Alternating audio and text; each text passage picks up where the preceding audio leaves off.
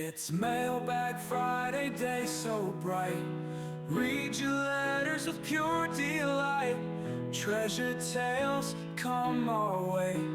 Mailbag Friday, the best day.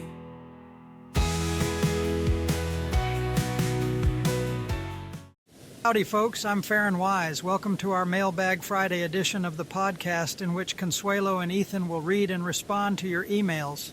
If you'd like to have them answer one of yours, send your question to agypsyskiss@gmail.com.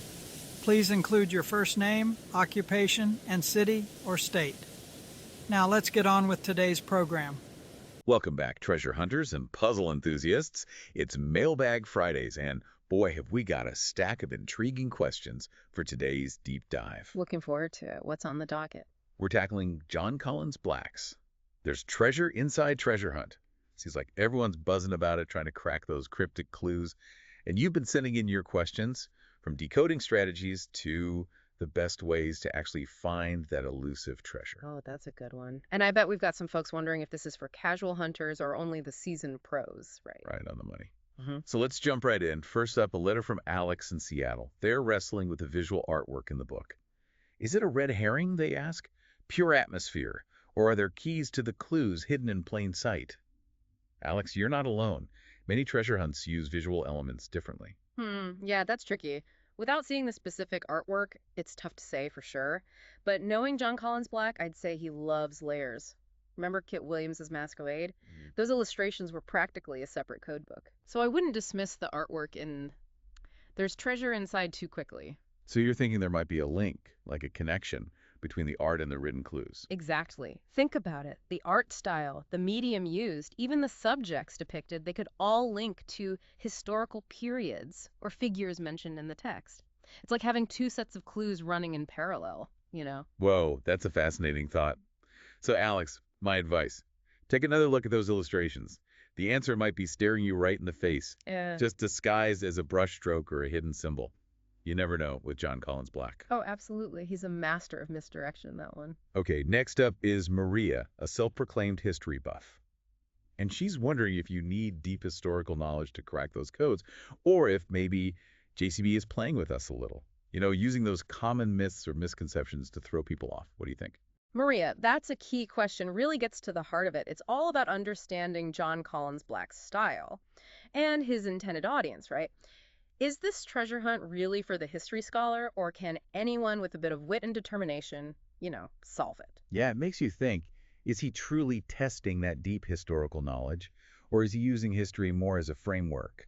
Something anyone could grasp onto. It's like he's playing with our minds, making us question everything we think we know about history. Absolutely. And think about it. This book, There's Treasure. Inside, it's grabbed the attention of casual fans, A&D seasoned experts. So that might suggest JCB has crafted some clues that work on multiple levels. Maybe some reward that deep knowledge and others reward clever interpretation. You know what I mean? It's like a multi-layered puzzle, a historical scavenger hunt, and a mind-bending game of logic all in one.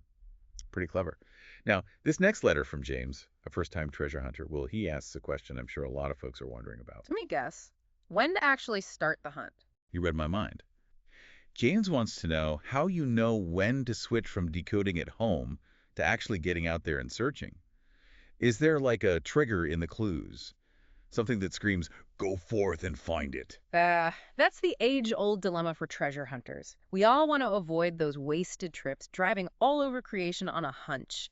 But honestly, part of the thrill of a good treasure hunt, the uncertainty. That not knowing when you finally crack the code. And John Collins Black? Well, let's just say he loves a good chase. So no magic bullet, no flashing neon sign that says, go find the treasure? Probably not. But that doesn't mean we're totally in the dark.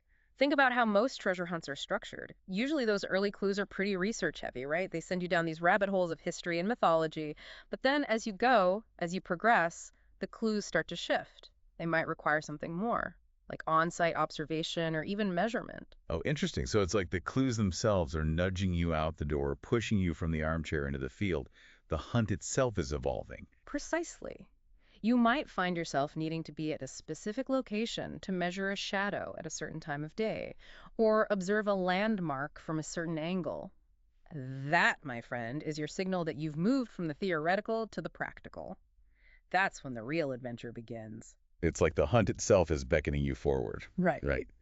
Speaking of which, we've got a letter here from Sarah. She's working with a team trying to crack the blubber. There's treasure inside code, and they're having a bit of an ethical debate. Oh, interesting. Well, that does... Information sharing. Is it considered cheating to share clues or theories with other teams? Or is John Collins Black maybe expecting some level of collaboration? Does it, ruin the spirit of the hunt? That's a tough one. A question that's been debated in the treasure hunting community forever, it seems. Remember the whole Forest Fen treasure hunt? Yeah. All those forums and online groups, even meetups dedicated to sharing clues and theories. Some people thought it just enhanced the experience, while others felt it really detracted from that individual challenge.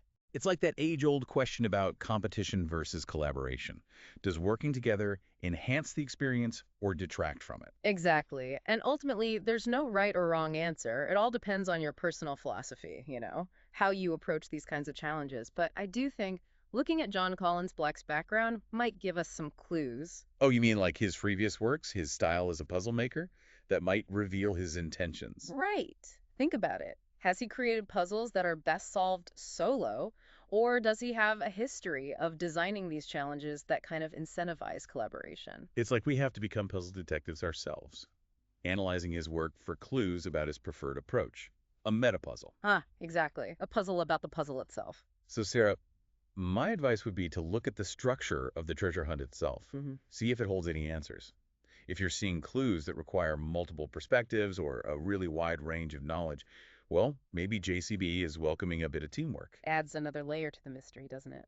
Speaking of mysteries, this next letter comes from David, a literature student who's hit a wall, big time. Oh no, what happened? He says his team is stuck on a clue that seems like it should be straightforward. But the more they try to interpret it, the more confused they get. I've been there. Right.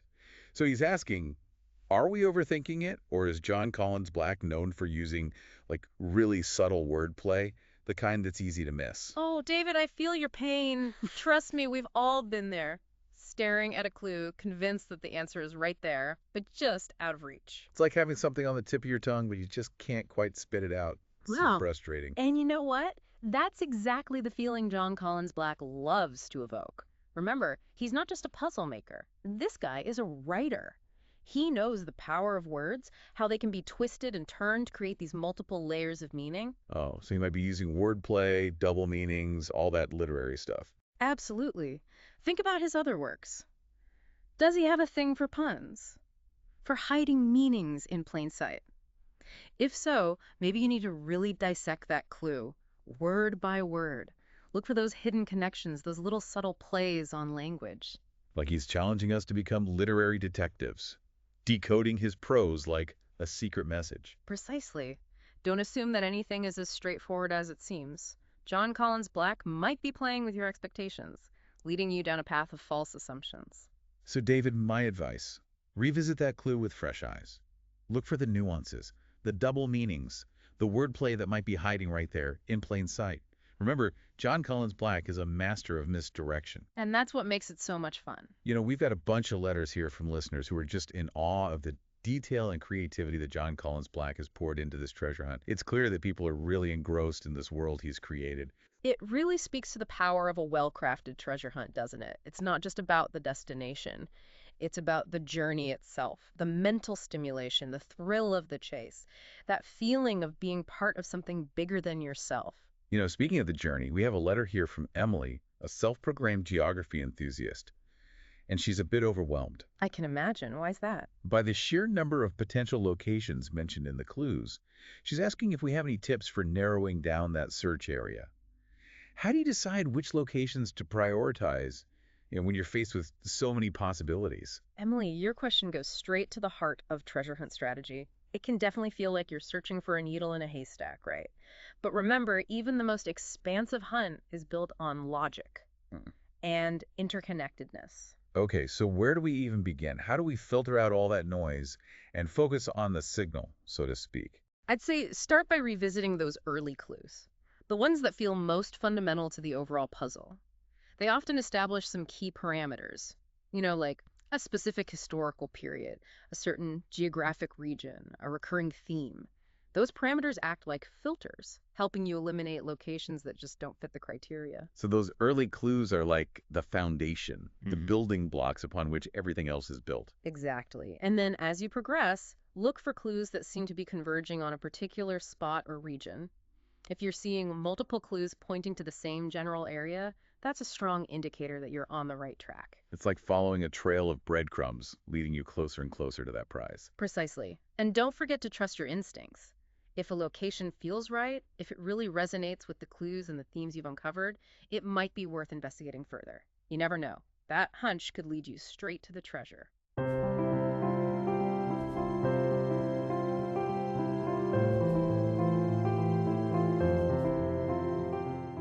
And we're back for the final stretch of our There's Treasure.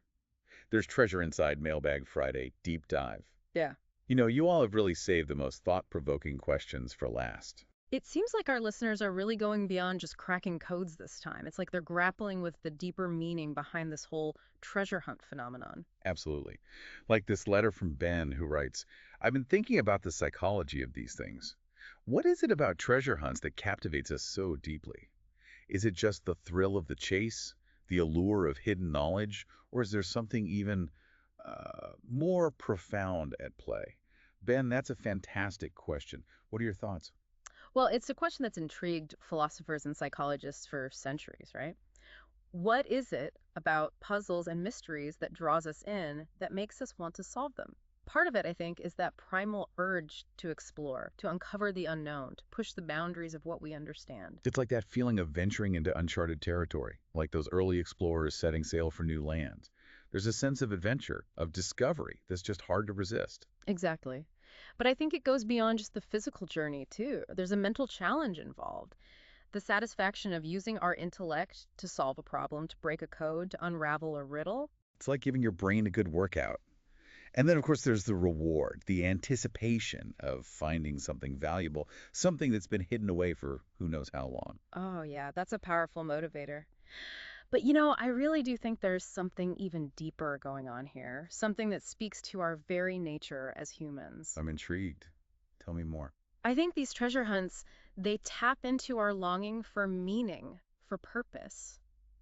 In a world that can often feel chaotic and random, they offer us a sense of order, a belief that there are hidden patterns, connections waiting to be discovered. So it's not just about the treasure itself. It's about the search for meaning, for our place in the grand scheme of things. That's it.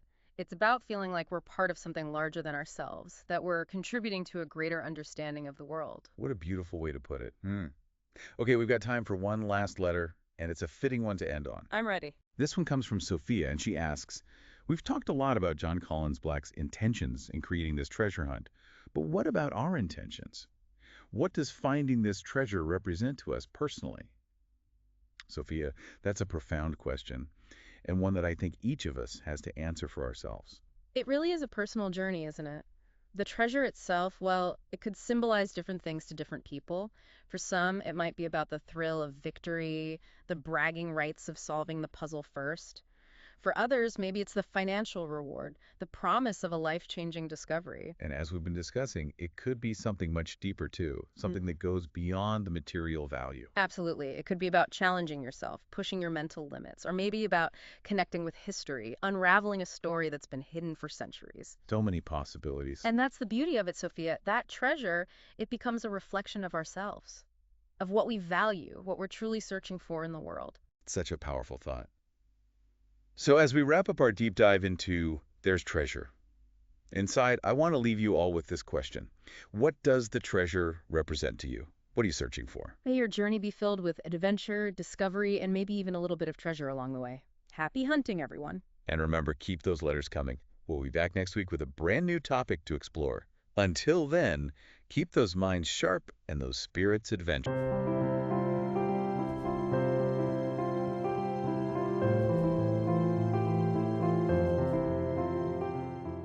Well, folks, we hope you found today's video interesting and informative. Make sure to hit the like button if you did.